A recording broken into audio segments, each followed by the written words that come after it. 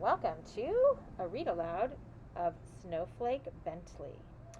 I really like this book because I love snowflakes and I love photography. This is a very old-fashioned camera. These are called bellows, and they get bigger, longer, and shorter, and that helps focus the camera.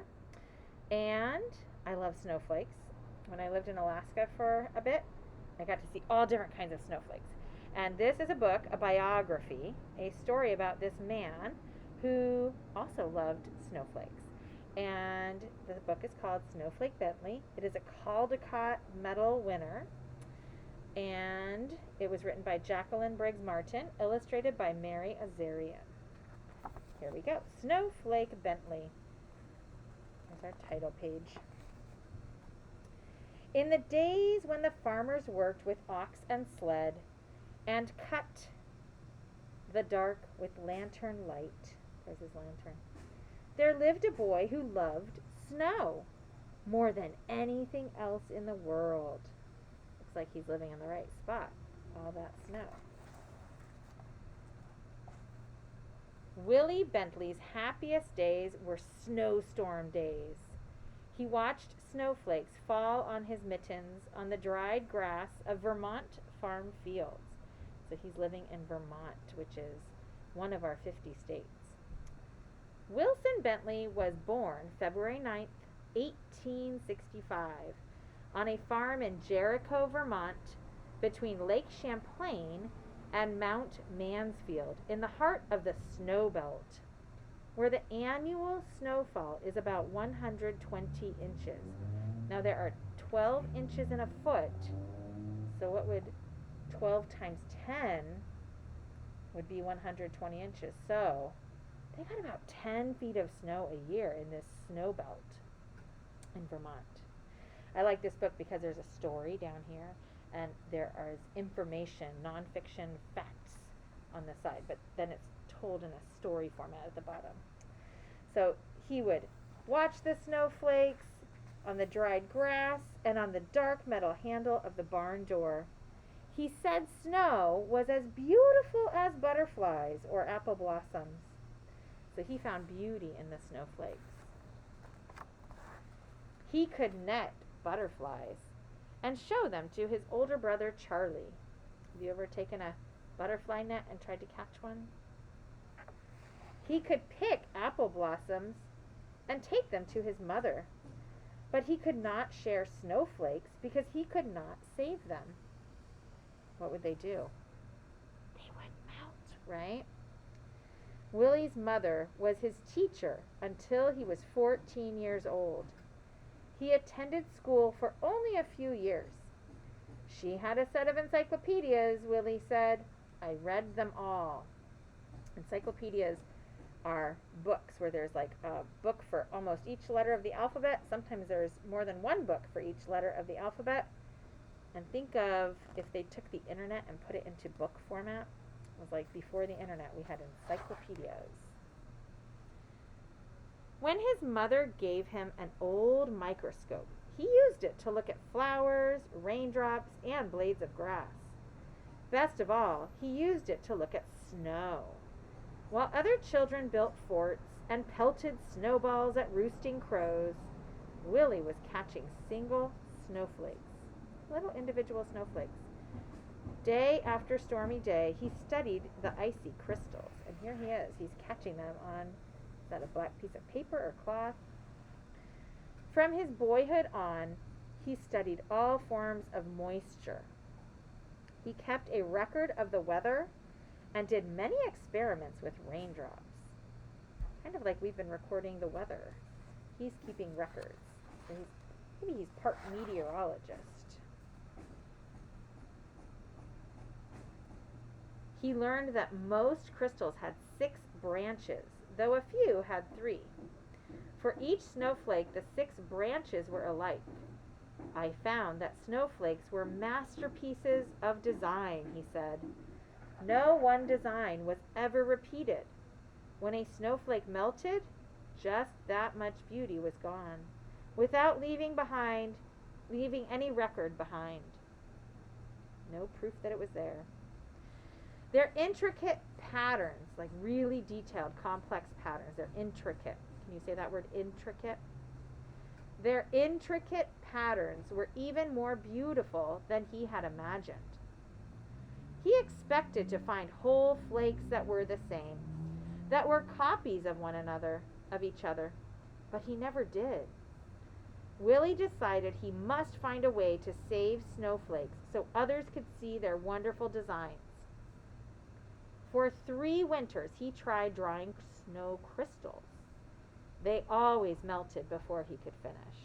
And there he is. He's looking at the snow crystals, the ice crystals in his microscope, his old microscope his mom gave him, and he's trying to copy them with a pencil and draw them out. Starting at age 15, he drew 100 snow crystals each winter for 3 winters. How many snow crystals did he draw? 100 each winter for 3 winters. 300 snow crystal drawings. When he was 16, Willie read of a camera with its own microscope. If I had that camera, I could photograph snowflakes, he told his mother. Now, this is the late 1800s. This is a long time ago. But they had a very special camera with its own microscope. Do you think it was inexpensive? Willie's mother knew he would not be happy until he could share what he had seen. Fussing with snow is just foolishness, his father said. Still, he loved his son. When Willie was 17, his parents spent their savings and bought the camera. So they gave all their money that they had, all the money they saved up for a rainy day, they're going to use it for Willie's snowy days. The camera made images on large glass negatives. Its microscope could magnify a tiny crystal from 64 to 3,600 times its actual size. They could really get in very close. And they made glass negatives. So a piece of glass, imagine a piece of glass. The way a negative was made before cameras were in a phone, they had negatives on glass. And so you would actually paint on this silver mixture, like a paste, let it dry, and then inside this camera in the back you would put, or actually I think right here, you'd put the glass negative in, like a little window frame, and then you'd open up and let the light in the camera, and that would expose the silver that was light sensitive. So when the light exposed the negative, the silver, I think it's silver nitrate on the negative, it would kind of etch in and make a copy of whatever is coming through the lens. And in this case, the lens is a microscope, so it's bringing in a very tiny ice crystal, magnifying it a lot, and then recording what it sees here. So instead of him hand drawing the recording, it's being recorded on that glass negative. So this camera, it was taller than a newborn calf. Look at the newborn calf, it's taller than that. And cost as much as his father's herd of 10 cows. Willie was sure it was the best of all cameras. Very expensive. Probably they didn't have a lot of extra money, so they were definitely making an investment. Even so, his first pictures were failures, no better than shadows. Yet he would not quit. Mistake by mistake, snowflake by snowflake, Willie worked through every storm. Winter ended, the snow melted, and he had no good pictures. Using a camera like this is very tricky. It takes a lot of trial and error. He waited for another season of snow. One day in the second winter, he tried a new experiment, and it worked. Willie had figured out how to photograph snowflakes. Now everyone can see the great beauty in a tiny crystal, he said. Now Willie's experiment. He used a very small lens opening, which let only a little light reach the negative. But he kept the lens open for several seconds, up to a minute and a half. So on a camera with a lens like this, it almost has like a door on the lens, and you let the light in and then close it really fast. That's the shutter. And it goes. So if you hear a click on a camera, on an older fashioned camera with film, click, that's the light getting in. And when the light goes in, it shines on the negative, and then the light goes away. And the inside of the camera, the body of the camera, is a dark, dark box, and it doesn't let any light in until you process the negative. And then he got a recording, an image of a snow crystal. Willie learned, too, that he could make the snow crystals show up more clearly by using a sharp knife to cut away all the dark parts of the negative around the crystals. This etching meant extra hours of work for each photograph, but Willie didn't mind. So he's almost creating artwork of these ice crystals to document, to keep track of all the differences in these ice crystals. But in those days, no one cared. Neighbors laughed at the idea of photographing snow. Snow in Vermont is as common as dirt, they said. We don't need pictures. Willie said the photographs would be his gift to the world. And here he is, he's out there trying to catch his snowflakes so he can run inside and photograph them. While other farmers sat by the fire or rode to town with horse and sleigh, Willie studied snowstorms. He stood at the shed door and held out a black tray to catch the flakes. So people just kind of are taking the snow for granted, and they're so used to it, they don't think it's special. He learned that each snowflake begins as a speck, much too tiny to be seen. Little bits, molecules of water attached to the speck to form its branches. As the crystal grows, the branches come together and trap small quantities of air, little bits of air. Many things affect the way these crystal branches grow. A little more cold, a bit less wind, or a bit more moisture will mean different shaped branches. Willie said that was why, in all his pictures, he never found two snowflakes alike.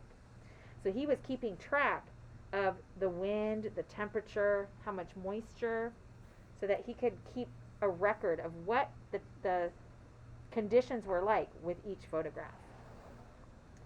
When he found only jumbled, broken crystals, he brushed the tray clean with a turkey feather and held it out again. He waited hours for just the right crystal and didn't notice the cold. If the shed were warm, the snow would melt. If he breathed on the black tray, the snow would melt. If he twitched a muscle as he held the snow crystal on a long wooden pick, the snowflake would break. Very delicate. He had to work fast or the snowflake would evaporate before he could slide it into place and take its picture. Some winters he was able to make only a few dozen good pictures. Now how many are in a dozen? 12? So a few dozen in a whole winter. Some winters he made hundreds. The best snowstorm of his life occurred on Valentine's Day in 1928. My grandpa was only 6 years old then. He made over 100 photographs during a single 2-day storm. He called this storm a gift from King Winter. It's almost Valentine's Day now. How many years ago was that? 1928. It's 2022 right now. Willie's nieces and nephews lived on one side of the farmhouse that Willie shared with his brother Charlie. Willie often played the piano as they sang and shared stories and games with them. Willie so loved the beauty of nature, he took pictures in all seasons. In the summer, his nieces and nephews rubbed coat hangers with sticky pitch is like sap, from spruce trees. Then Willie could use them to pick up spider webs, jeweled with water drops, and take their pictures. On fall nights, he would gently tie a grasshopper to a flower so he could find it in the morning and photograph the dew-covered insect. He would kind of tie the grasshopper to into a flower, and then he could have it still in one place, and it was covered with dew, covered with little droplets of morning moisture. But his snow crystals pictures were always his favorites. He gave copies away or sold them for a few cents. He made special pictures as gifts for birthdays. He even held slideshows on the lawns of his friends. Children and adults sat on the grass and watched while Willie projected his slides onto a sheet hung over a clothesline. So this is how, when I was a kid, we would watch movies, projecting them. And people seemed to enjoy his ice crystal images. Many colleges and universities bought lantern slide copies of his photographs and added to their collections each year. Artists and designers used the photographs to inspire their own work. So he was communicating with the world about his work, and some people were noticing. Not everyone thought it was silly. Even today, those who want to learn about snow crystals begin with Wilson Bentley's book, Snow Crystals. He wrote about snow and published his pictures in magazines. He gave speeches about snow to faraway scholars and neighborhood sky watchers. "You are doing a great work," said a professor from Wisconsin. The little farmer came to be known as the world's expert on snow. Just because he was curious, he became known as the Snowflake Man. But he never grew rich. He spent every penny on his pictures. Willie said there were treasures in snow. "I can't afford to miss a single snowstorm," he told a friend. "I never know when I will find some wonderful prize." Other scientists raised money so Willie could gather his best photographs in a book. When he was 66 years old, Willie's book, His Gift to the World, was published. Still, he was not ready to quit. So that's nice. His friends helped him. By 1926, he had spent $15,000 on his work and received only $4,000 from the sale of photographs and slides. So he definitely went into some debt following his passion. Less than a month after turning the first page on his book, Willie walked 6 miles home in a blizzard to make more pictures. He became ill with pneumonia after that walk and died 2 weeks later. So blizzards are very severe weather, and he was over 66 years old, and so he probably couldn't handle all that weather. That's sad. But he at least had his gift to the world published before he passed away. The plaque on the monument, I'll start here. A monument was built for Willie in the center of town. The girls and boys who had been his neighbors grew up and told their sons and daughters the story of the man who loved snow. 40 years after Wilson Bentley's death, children in his village worked to set up a museum in honor of the farmer scientist. And his book has taken the delicate snow crystals that once blew across Vermont, past mountains and over the earth. Neighbors and strangers have come to know of the icy wonders that land on their own mittens, thanks to Snowflake Bentley. The plaque on the monument says, "Snowflake Bentley, Jericho's world-famous snowflake authority. For 50 years, Wilson A. Bentley, a simple farmer, developed his technique of microphotography to reveal to the world the grandeur and mystery of the snowflake, its universal hexagonal shape, and its infinite number of lovely designs." Now, a hexagon we know has 6 sides, and he said that snowflakes had 6 rods. So snowflakes are hexagonal, and you can look, there's 1, 2, 3, 4, 5, 6. There's lots of different 6-sided, 1, 2, 3, 4, 5, 6, 6-sided snowflakes. Here is a quote from him, and here's a photograph of Mr. Bentley at his camera. It says, "The average dairy farmer gets up at dawn because he has to go to work in the cow yard. I get up at dawn too, but it is because I want to find some leaf hung with dew or a spider web, which the dew has made into the most delicate ropes of pearls. I take my camera with me, get down on my knees in the wet grass, and photograph these exquisite bits of nature. Because I do this, I can show these lovely things to people who never would have seen them without my help. They will get their daily quart of milk all right. Other farmers will attend to that. But I think I am giving them something which is just as important.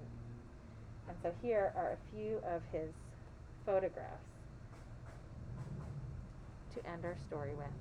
I hope you enjoyed the story of William A. Bentley, and please add to the discussion your thoughts about snow, snowflakes, and this biography.